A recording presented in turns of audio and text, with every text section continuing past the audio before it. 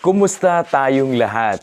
Mabuti ang Diyos na nagbibigay sa atin ng pagkakataon upang purihin Siya.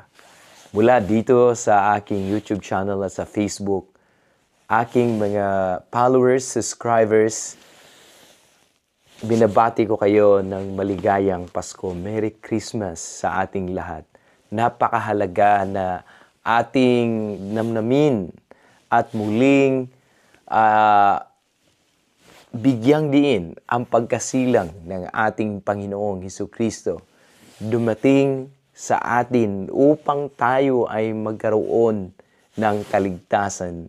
Marahil tayo ay may mga pagkakataon na hindi natin nafe-feel ang Pasko dahil sa mga problema na ating mga naranasan, problema na ating mga nadadaanan, pero nagpapaalala sa atin ang pagdating ng ating Panginoong Hesukristo na Siya ay lubos na nagmamahal sa atin, Siya ay patuloy na umibig sa atin, at ang Kanyang pagsilang ay paalala sa atin na may pag-asa sa ating buhay.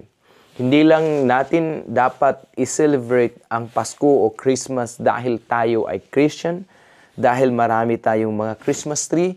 Yan ay napakahuling bahagi na kung saan ay nagpapahayag ng totoong diwa ng Pasko.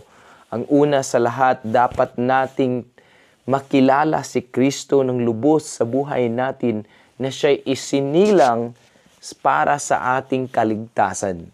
Yan yung mga pinakamahalagang bagay na dapat nating bigyang diin, na ituon natin ang ating mga mata sa ating Panginoong Hesukristo. Itutok natin ang ating mga buhay sa Kanya. Sa isang Diyos na naging tao, ang salita na naging tao, the Word became flesh. Diyan sa John chapter 1, no? Sa Juan 1:1 ang nagsinabi, sa pasimula ay ang salita, at ang salita ay kasama ng Diyos, at ang salita ay Diyos. In the beginning was the Word, and the Word was with God, and the Word was God.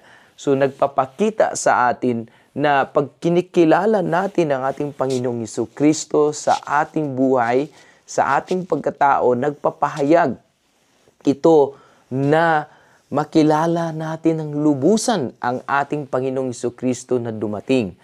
Kaya kagaya ng mga mago na kahit malayong malayo ang kanilang journey sa nakita nila ang stars